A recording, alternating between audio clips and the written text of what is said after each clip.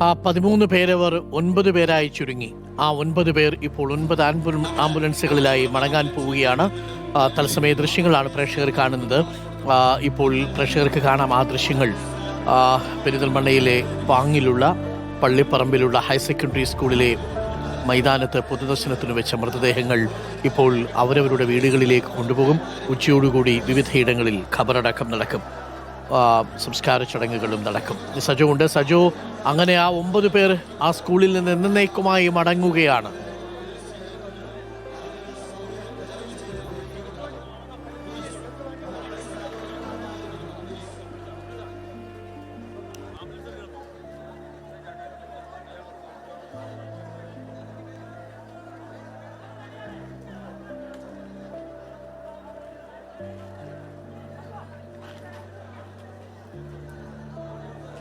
യാത്രയയപ്പ് വല്ലാത്തൊരു യാത്രയയപ്പ്. ആ യാത്രയയപ്പ് യഥാർത്ഥത്തിൽ അവർ കുറേയധികം കരഘോഷങ്ങളോടുകൂടി ആ സ്കൂൾ കോമ്പൗണ്ടിലോ സ്കൂൾ ഹാളിലോ മറ്റോ വെച്ച് ഏറ്റുവാങ്ങേണ്ടിയിരുന്ന യാത്രയയപ്പാണ്. പല സന്ദർഭങ്ങളിലായി, ഒരുമിച്ചല്ല, പല സമയങ്ങളിലായി റിട്ടയർമെന്റ് ഘട്ടത്തിൽ ഏറ്റുവാങ്ങേണ്ടിയിരുന്ന യാത്രയയപ്പാണ്. ആ യാത്രയയപ്പ് പക്ഷേ മറ്റൊരു വല്ലാത്ത ദുരന്തഘട്ടത്തിൽ ഉള്ള യാത്രയയപ്പായി പോകുന്നു എന്നൊരു വേദനയുണ്ട്. ഈ സ്കൂൾ മുറ്റത്ത്, അതായത് പാങ്ങത്തെ ഹയർ സെക്കൻഡറി സ്കൂളിന്റെ കോമ്പൗണ്ടിൽ നിന്ന് ആയിരക്കണക്കിന് മനുഷ്യർ ഇങ്ങോട്ടേക്ക് അന്തിമോപചാരം അർപ്പിക്കാനെത്തിയ ആയിരക്കണക്കിന് മനുഷ്യർ നൽകിയ ആദരവ്, സ്നേഹവായ്പകൾ, വൈകാരികമായി വിട നൽകൽ, അവയെല്ലാം ഏറ്റുവാങ്ങി വീടുകളിലേക്ക് പോവുകയാണ്. ഏറ്റവും അവസാനത്തെ ചടങ്ങുകളിലേക്ക് കടക്കാൻ, അതിനുശേഷം വീടുകളിൽ എത്തിച്ചതിന് ശേഷം തുടർന്ന് സംസ്കാര ചടങ്ങുകളിലേക്ക് കടക്കുകയും ചെയ്യും.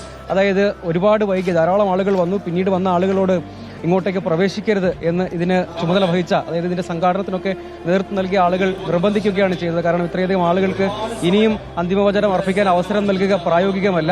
പക്ഷേ ഈ ചുറ്റുവട്ടങ്ങളിൽ നിന്നെല്ലാം മനുഷ്യർ ഇങ്ങനെ ഒരു വശത്തേക്ക് തന്നെ ഒരു കടലെന്ന പോലെ, ഒരു നദി എന്ന പോലെ, ഒരു പുഴയെന്നതുപോലെ ഒഴുകിയെത്തി അന്തിമോപചാരം അർപ്പിക്കുകയാണ്. അവർക്കൊക്കെ താങ്ങാൻ കഴിയാവുന്നതിലും അപ്പുറം വലിയ ആഘാതം സമ്മാനിച്ചിട്ടാണ് ഈ ദുരന്തത്തിന് ഇവരൊക്കെ ഇരകളായി പോകുന്നത് എന്ന വല്ലാത്തൊരു ദുഃഖവും വ്യതയുമുണ്ട്. അവരുടെയൊക്കെ ആ ശിഷ്യസമ്പത്തിൽപ്പെട്ട ആളുകളുണ്ട്, അവരുടെ മാതാപിതാക്കളുണ്ട്, അവരുടെ ബന്ധുമിത്രാദികൾ, ഈ നാട്ടുകാർ, സഹോദരങ്ങൾ, സുഹൃത്തുക്കൾ, പ്രിയപ്പെട്ടവർ, അങ്ങനെ ഓരോരുത്തരായി മടങ്ങുകയാണ്. ആ അന്തിമോപചാരം അർപ്പിക്കുന്ന കാര്യങ്ങൾ, അതായത് പൊതുദർശനത്തിന്റെ ചടങ്ങുകൾ യഥാർത്ഥത്തിൽ പൂർത്തീകരണത്തിലേക്ക് കടക്കുകയാണ്. ഇനിയിപ്പോൾ മടങ്ങാനുള്ള വീടുകളിലേക്ക് മൃതദേഹം ആംബുലൻസുകളിലേക്ക് കയറ്റി അവരവരുടെ വീടുകളിലേക്ക് കൊണ്ടുപോകും. അവിടെ കുടുംബാംഗങ്ങൾക്ക് വീട്ടിലെ ചടങ്ങുകളും മറ്റും പൂർത്തിയാക്കിയതിനു ശേഷം സംസ്കാരത്തിലേക്ക് കടക്കാൻ, അതായത് പ്രധാനാധ്യാപിക അജിത ടീച്ചർ അടുത്ത വർഷം യഥാർത്ഥത്തിൽ റിട്ടയർ ചെയ്ത് പോകേണ്ടതാണ്. ഒരു യാത്രയയപ്പ് വാങ്ങി പ്രിയപ്പെട്ടവരുടെ, ശിഷ്യരുടെ, സഹപ്രവർത്തകരുടെയൊക്കെ യാത്രയയപ്പ് വാങ്ങി പോകേണ്ടതാണ്. പക്ഷേ ദുരന്തം, വിധി അതിനനുവദിച്ചില്ല. ഇങ്ങനൊരു യാത്രയയപ്പാണ്, നാടിന്റെ ഹൃദയം തകരുന്ന ഒരു യാത്രയയപ്പാണ് നൽകേണ്ടി വന്നത്.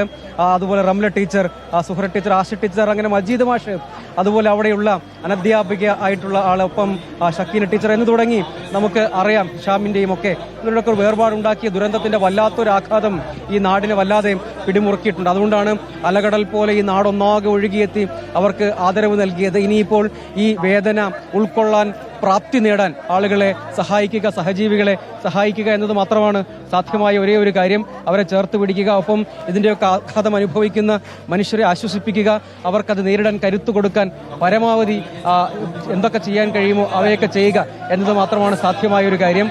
അതുകൊണ്ട് അതിനുവേണ്ടിയുള്ള പ്രവർത്തനങ്ങൾ യഥാർത്ഥത്തിൽ നടക്കേണ്ടത്. കാരണം ഇങ്ങോട്ടേക്ക് ആംബുലൻസ് വന്ന പാതകളിലുടനീളം, പിന്നീട് ഈ ഹയർ സെക്കൻഡറി സ്കൂൾ ക്യാമ്പസ്, അപ്പോൾ ഇതിന് ചുറ്റുവട്ടത്തെല്ലാമുള്ള മനുഷ്യർ, അതായത് ഇവരുടെ നമ്മുടെ ഈ പ്രദേശത്തെ, അതായത് ഈ പാങ്ങം എന്ന് പറയുന്ന സ്ഥലം, അല്ലെങ്കിൽ പള്ളിപ്പറമ്പ് ഉൾപ്പെടുന്ന ഈ പ്രദേശത്തിന്റെ എല്ലാ സാമൂഹിക ജീവിതത്തിലും എപ്പോഴും ഇടപെട്ടും പങ്കുവെച്ചും ആളുകളുമായും എപ്പോഴും ഇടപെട്ട്, അല്ലെങ്കിൽ അവിടുത്തെ ഒരു ദീപസ്തംഭം പോലെ, അവിടുത്തെ ഒരു വലിയ പ്രകാശ ഗോപുരം പോലെ നിലയുറപ്പിച്ച 2 വിദ്യാഭ്യാസ സ്ഥാപനങ്ങളാണ്. അതിന്റെ ഭാഗമായിരുന്ന മനുഷ്യരാണ്. ഇനി ആ പാങ്ങം പള്ളിപ്പറമ്പ് സ്കൂൾ, ആ GLP സ്കൂളിൽ ഇനി അവിടുത്തെ സ്റ്റാഫ് റൂമിൽ അവശേഷിക്കുന്നത് 3 അധ്യാപകർ മാത്രമാണ്. അപ്പോൾ ആ നാടിന് വെളിച്ചം പകർന്നുകൊണ്ടിരുന്ന, ആ നാട്ടിലെ കുരുന്നുകളെ പരിശീലിപ്പിച്ചു കൊണ്ടിരുന്നവരിൽ പ്രധാനികളാരും ഇന്ന് ഈ ഭൂമുഖത്തില്ല, ജീവനോടെ ഇല്ല എന്ന് തിരിച്ചറിയുന്നത്, അത് സൃഷ്ടിക്കുന്ന വല്ലാത്തൊരു ശൂന്യതയുണ്ടല്ലോ. ആ ശൂന്യത എങ്ങനെ അവർ അതിജീവിക്കും? ഞാൻ കാഴ്ചയാണ് സജോ, ഈ ആംബുലൻസുകൾ ഓരോന്നായിട്ട് അവിടെ നിന്ന് തിരികെ പോകുന്ന കാഴ്ച. ഇന്നലെ ഈ സ്കൂൾ പരിസരത്തിന് തൊട്ടടുത്ത് നിന്നാണ് ഒരു ടെമ്പോ ട്രാവലറിൽ അവർ 13 പേർ യാത്ര ആരംഭിച്ചത്. 13ാം വളവിൽ വെച്ച് അവരുടെ ജീവൻ നഷ്ടപ്പെട്ട് ഇപ്പോൾ ഓരോ ആംബുലൻസുകളിലായിട്ട് അവരവരുടെ വീടുകളിലേക്ക് മടങ്ങുകയാണ്. ഇനി ഒരിക്കലും തിരിച്ചു വരാത്തൊരു യാത്രയാണ്. ഇനി ഒരിക്കലും ആ മുഖങ്ങൾ ഈ കുഞ്ഞുങ്ങളോ ഈ നാട്ടുകാരോ കാണില്ല. ഒരു നാട് മുഴുവൻ കുടുംബമായി മാറിയ കഥയാണ് പള്ളിപ്പറമ്പിലെ പാങ്ങുകാർക്ക് പറയാനുള്ളത്. അവരുടെ സുഖദുഃഖങ്ങളിൽ, അവരുടെ ആഘോഷങ്ങളിലൊക്കെ പങ്കാളികളായിരുന്ന സ്കൂളിലെ അധ്യാപകരും അനധ്യാപകരുമാണ് ഈ ആംബുലൻസുകളിലുള്ളത്. ഇപ്പോൾ പൊതുദർശനം പൂർത്തിയായി ആംബുലൻസുകളിൽ മൃതദേഹങ്ങൾ കയറ്റുകയാണ്. തങ്ങളുടെ പ്രിയപ്പെട്ടവരെ ഒരു നോക്ക് കണ്ട് ഒരു നാട് അവർക്ക് യാത്രാമൊഴി നൽകിക്കഴിഞ്ഞിരിക്കുന്നു. സജോ ദേവസ്യ നമുക്കൊപ്പം തുടരുന്നുണ്ട്. സജോ ദേവസ്യ, ഓരോ ആംബുലൻസുകൾ ആയി മടങ്ങുകയാണ്. വല്ലാത്ത സങ്കടപ്പെടുത്തുന്ന കാഴ്ചയാണ്. ഇനി അജിത ടീച്ചറിൻ്റെ വീട് പുലാമന്തോളിലാണ്. ബാക്കിയുള്ളവരുടെയൊക്കെ വീടുകൾ അടുത്തടുത്താണ്. അതുകൊണ്ട് 5-10 മിനിറ്റിനുള്ളിൽ തന്നെ അവരവരുടെ വീടുകളിലേക്ക് മൃതദേഹങ്ങൾ എത്തും. അവിടെ കാത്തിരിക്കുന്നതും ഇന്നലെ യാത്ര കഴിഞ്ഞ് തിരികെ വരുമ്പോൾ വളരെ സന്തോഷത്തോടു കൂടി അവരെ സ്വീകരിക്കാനിരുന്നവർക്ക് ഇടനെഞ്ചിലേക്കാണ് ഹൃദയം പിളർക്കുന്ന വാർത്ത എത്തിയത്. നിർഭാഗ്യവശാൽ ആ വാർത്ത നമുക്ക് ആ സമയത്ത് തന്നെ കൊടുക്കേണ്ടി വന്നു. ഒരു രാത്രി മുഴുവൻ കടുത്ത ചൂടിലും കണ്ണീർ മഴ വാർത്ത കഴിയുകയായിരുന്ന നാടാണ്. ആ നാടാണ് പ്രിയപ്പെട്ടവർക്ക് യാത്രാമൊഴി നൽകി. ഇപ്പോൾ ഇതാ എല്ലാവരെയും ആംബുലൻസിലേക്ക് കയറ്റി കഴിഞ്ഞോ സജു ദേവസ്യ?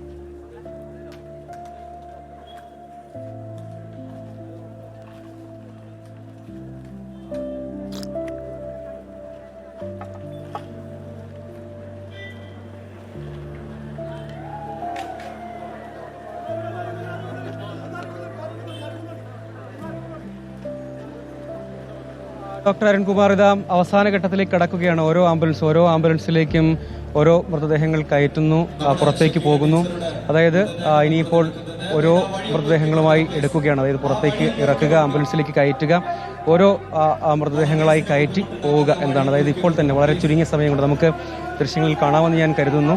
ഓരോ ആംബുലൻസുകളും അതാത് സ്ഥലങ്ങളിലേക്ക്, വീടുകൾ ലക്ഷ്യമാക്കി അങ്ങോട്ടേക്ക് തിരിക്കുകയാണ്. ചെറിയ വഴിയിലൂടെ GLP സ്കൂൾ എന്ന് പറയുന്ന സ്കൂളിൻ്റെ ചെറിയ വഴിയിലൂടെ പോകേണ്ട സ്ഥലത്തേക്ക് ചെറിയ ആംബുലൻസ് മാത്രമേ പോവുകയുള്ളൂ. അതിന് ചെറിയ 2 ആംബുലൻസുകൾ ആ ഭാഗത്തേക്ക് GLP സ്കൂളിൻ്റെ തൊട്ടടുത്തുള്ള പ്രദേശത്തേക്ക് പോകേണ്ട 2 ചെറിയ ആംബുലൻസുകളുമാണ്. അത് കൊച്ചൊരു നാട്ടിടവഴി പോലെ എന്ന് വിളിക്കാൻ കഴിയുന്ന ഒരു ആംബുലൻസിന്, ഒരു കാറിന് ഒക്കെ പോകാൻ കഴിയുന്ന സാധാരണ ഒരു സ്ഥലമാണ്. അവിടെയൊക്കെ ചുറ്റുവട്ടത്ത് ഇങ്ങനെ വീട്ടിൽ നിന്ന് എന്തെങ്കിലും പറഞ്ഞാൽ, സ്കൂളിൽ നിന്ന് എന്തെങ്കിലും പറഞ്ഞാലും ചുറ്റുവട്ടത്ത് കേൾക്കുന്ന അത്രയും ഹൃദയടുപ്പമുള്ള സ്ഥലമാണ്. അപ്പോൾ ഹൃദയം നുറുക്കിക്കൊണ്ടാണ് ഈ ആംബുലൻസ് ഇങ്ങനെ കടന്നു പോകുന്നത്. അതായത് സത്യം പറഞ്ഞാൽ ഹൃദയം ഞെരിച്ചുകൊണ്ടാണ് ആംബുലൻസ് അങ്ങനെ കടന്നു പോവുക. ആ മനുഷ്യരൊക്കെ കഴിഞ്ഞ ദിവസം വരെ ഈ നാട്ടിൽ എല്ലാവർക്കും സ്നേഹവും സൗഹൃദവും സന്തോഷവും ഒക്കെ പകർന്ന്, വെളിച്ചമൊക്കെ പകർന്ന് ഇവിടെ ഉണ്ടായിരുന്നു. അവർ ഇനി ഇല്ലല്ലോ എന്ന് എങ്ങനെ നമുക്കും ഇവിടെ വരുമ്പോൾ ഈ മനുഷ്യരുടെ വികാരവായ്പ് കാണുമ്പോൾ യഥാർത്ഥത്തിൽ അത് ഉൾക്കൊള്ളാൻ കഴിയുന്നില്ല. ഈ ദുരന്തത്തെ ഈ നാടിന് ഏറ്റുവാങ്ങേണ്ടി വന്നല്ലോ എന്നൊരു വല്ലാത്ത വേദനയുണ്ടല്ലോ. അവരുടെ ഓരോ ചിത്രങ്ങൾ, അവരതിനിടെ പകർത്തിയ വീഡിയോ ദൃശ്യങ്ങൾ, അവർ പാട്ടുപാടിയപ്പോൾ ചിത്രീകരിച്ചത് ആശ ടീച്ചറുടെ പാട്ട്, അവരെല്ലാവരും കൂടി ഒരുമിച്ച് സ്നേഹം പങ്കിട്ട് എടുത്ത ചിത്രങ്ങൾ, അവയൊക്കെ നമ്മുടെ മുന്നിൽ ഒരു കണ്ണീരോർമ്മയായി ഇങ്ങനെ നിൽക്കുകയാണല്ലോ. അതൊക്കെ വീണ്ടും വീണ്ടും കാണുമ്പോൾ വല്ലാത്തൊരു വ്യഥയുണ്ടാകുന്നു, വല്ലാത്തൊരു വേദനയുണ്ടാകുന്നു, വല്ലാത്തൊരു ഉള്ളുലഞ്ഞു പോകുന്നത് അത്തരം ചില സന്ദർഭങ്ങളിലാണ്. അവർ തിരികെ വന്ന് ഈ ക്ലാസ് മുറികളിലേക്ക് വന്ന് കുറച്ചുകൂടി കഴിഞ്ഞാൽ, വെക്കേഷൻ കഴിഞ്ഞാൽ, ഈ വേനലവധി കഴിഞ്ഞാൽ തിരികെ വന്ന് സജീവമാകേണ്ടവരാണ്. അവരെ കാത്ത് അവരുടെ കുരുന്നുകൾ യഥാർത്ഥത്തിൽ അവിടെ ഉണ്ടായിരുന്നു. പക്ഷേ ആ കുരുന്നുകൾക്കും തങ്ങളുടെ പ്രിയപ്പെട്ട ഗുരുനാഥന്മാരുടെ, ഗുരുക്കന്മാരുടെ ചേതനയേറ്റ ശരീരത്തിന് സാക്ഷ്യം വഹിക്കേണ്ടി വന്ന വല്ലാത്തൊരു മുഹൂർത്തമുണ്ടല്ലോ. അതൊരു വല്ലാത്ത വേദനയാണ്. ആ കുരുന്നുകൾക്ക് അത് സാക്ഷ്യം വഹിക്കേണ്ടി വരിക.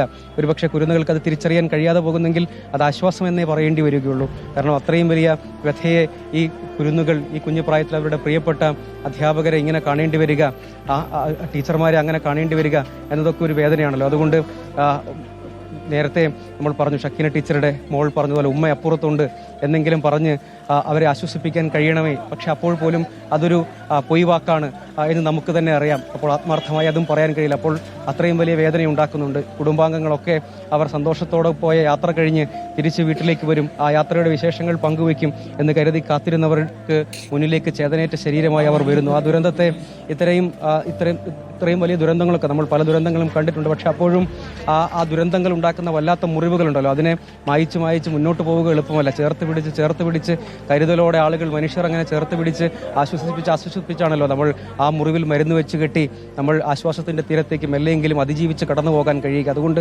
നമുക്ക് അതിജീവിച്ച് കടന്നു പോകാൻ കഴിയട്ടെ. ഈ മനുഷ്യർക്ക്, അവരുടെ ബന്ധുക്കൾക്ക്, പ്രിയപ്പെട്ടവർക്ക്, ഈ നാട്ടുകാർക്ക്, അവരുടെ ശിക്ഷകണത്തിനൊക്കെ ഈ ദുരന്തത്തെ, ഈ വേദനയെ, ദുഃഖത്തെ അതിജീവിച്ച് കടന്നു പോകാൻ കഴിയട്ടെ എന്നാഗ്രഹിക്കാൻ, അങ്ങനെയുള്ള കൂടുതൽ കരുത്ത് അവർക്ക് കിട്ടട്ടെ എന്ന് ആഗ്രഹിക്കുക മാത്രമേ ഈ സന്ദർഭത്തിൽ കഴിയുകയുള്ളൂ. അതല്ലാതെ നമുക്കെന്ത് ചെയ്യാൻ കഴിയും, നിസ്സഹായമായി ചെയ്യാൻ കഴിയും. തീർച്ചയായിട്ടും സജോ, ഇത് ഈ ഒരു നാടിന്റെ കുട്ടികളെ പഠിപ്പിച്ചവരാണ് നാട്ടിൽ നിന്ന് വിടവാങ്ങുന്നത്. അതും വർഷങ്ങളായി അവരിൽ പലരെയും പഠിപ്പിച്ചവർ. ചില രക്ഷിതാക്കൾ പോലുമുണ്ട്. ചില രക്ഷിതാക്കളെയും ഇവരിൽ ആരൊക്കെയോ പഠിപ്പിച്ചിട്ടുണ്ട്. 10-20 വർഷമായി. സാജിദ എത്രയോ വർഷമായി അവിടെ പാചക തൊഴിലാളിയായി സേവനം തുടരുകയാണ്. സാജിദയുടെ കഞ്ഞിപ്പുരയിൽ പോയി ഭക്ഷണം വാങ്ങി കഴിച്ചവരാവും ആ നാട്ടിലെ മക്കളെല്ലാവരും.